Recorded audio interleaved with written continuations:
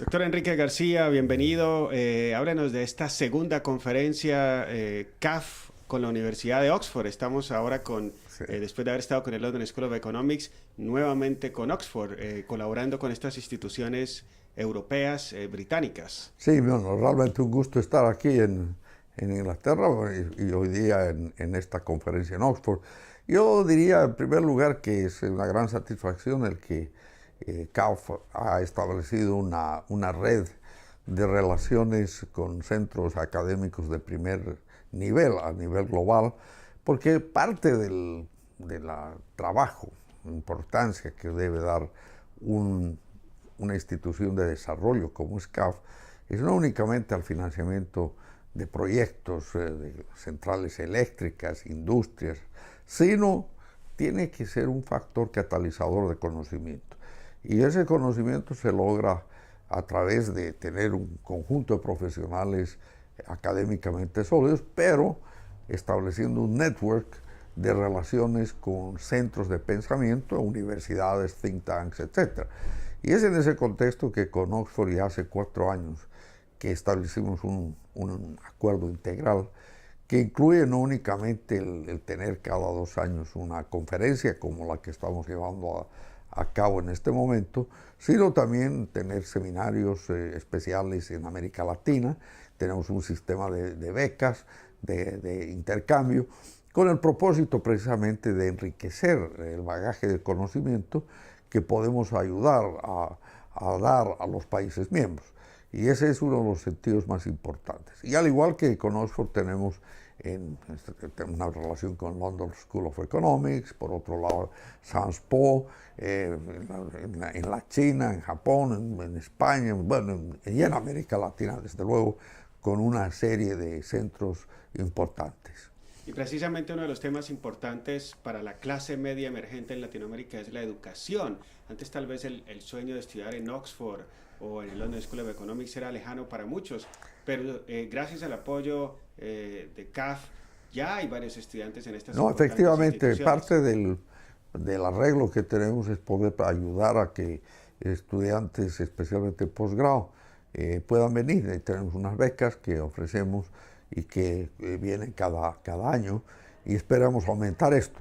Pero más allá de eso, yo creo que el tema de intercambio a nivel académico con especialistas, dando una mirada desde una universidad del prestigio y la experiencia que tiene Oxford.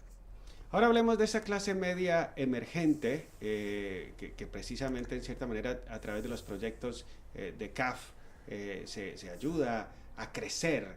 Es un reto para Latinoamérica que esta clase emergente precisamente siga creciendo, fortaleciéndose sobre todo. No, desde luego, yo creo que varios temas hay en la mesa y precisamente uno de los temas centrales que se va a debatir hoy día es tener claridad qué es exactamente la clase media.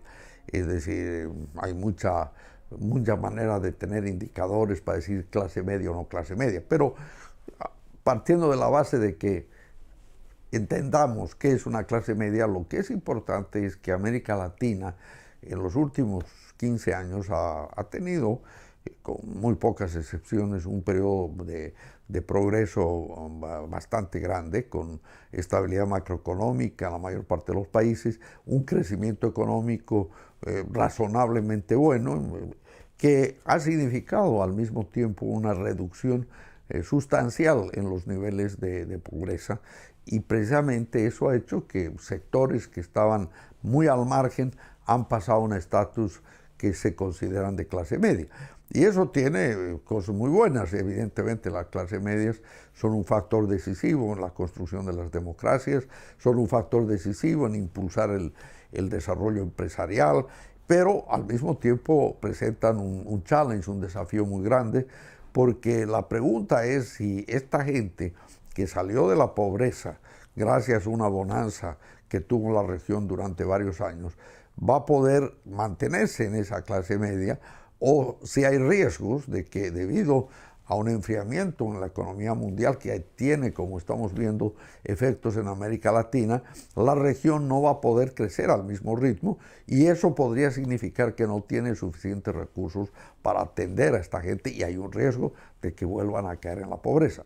Y también está el desafío de cómo hacer que los estados provean mejores servicios públicos. Es decir, al estar en una clase media, la gente tiene ambiciones mucho más grandes, expectativas más grandes, demandas mucho mayores, demandas en los servicios públicos, en el transporte, en la educación, en la salud, en la seguridad ciudadana. Bueno, y esto es una mezcla de entonces de factores que hacen que el desafío sea grande, porque si los estados van a proveer o ayudar a proveer recursos que permitan precisamente resolver esos problemas, pero tienen que tener la solvencia, porque si no tienen los recursos fiscales, que se basan en qué, en la colección de impuestos suficientes y que se realicen de una manera que no sea inflacionaria, pues obviamente no van a poder cumplir con ese trabajo. Y el sector privado solo no puede resolver muchos problemas. Entonces, el tema de haber puesto en la conferencia este tema para una discusión seria durante todo un día con gente muy experimentada en el campo académico y en la práctica, yo creo que nos va a dar muchas luces que van a servir precisamente para profundizar la investigación, por una parte, y por otra, tener instrumentos para poder apoyar a los países, asesorándolos en una manera efectiva para llegar a resultados positivos. En esta primera entrevista, más tarde volveremos con usted, hablando precisamente de esos desafíos y del aporte de CAF. Antes uno veía que muchos países les pedían a ustedes préstamos, sobre todo para infraestructura. Correcto. Ahora, por supuesto, con estos desafíos de la clase media y que está creciendo, también hay preocupación por el tema educativo.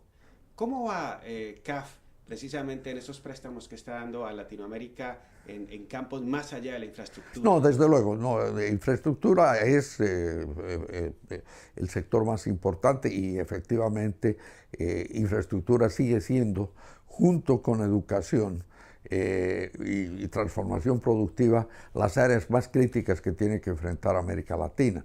Infraestructura, en efecto, América Latina solo invierte en 3% del PIB, tiene que invertir el doble, o sea, el desafío está allá.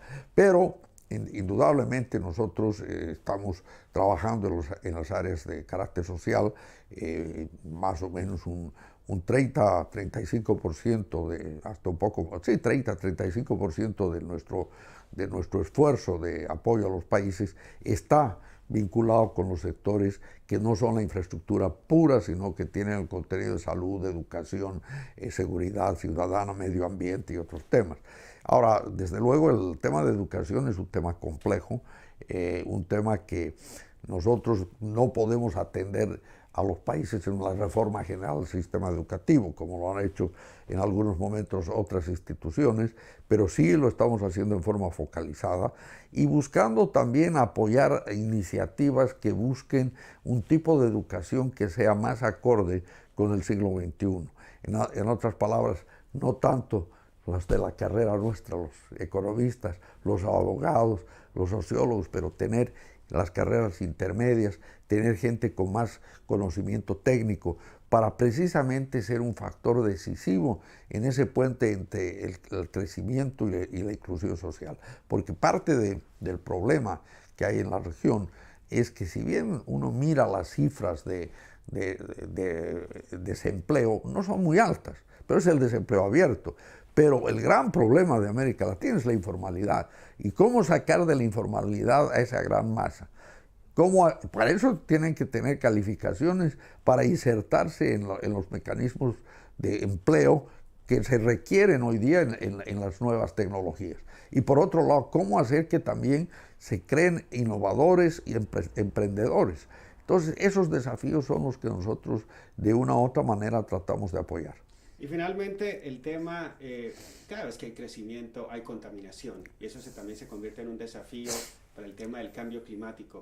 Vemos que el Banco de Desarrollo de América Latina, CAF, está precisamente también preocupado por apoyar las diferentes iniciativas de los países miembros con este tema del cambio climático. No, desde luego. Yo diría que precisamente la filosofía de CAF es la de una agenda integral del desarrollo donde junto con la estabilidad macroeconómica, la eficiencia microeconómica, la inclusión social, está la sostenibilidad ambiental.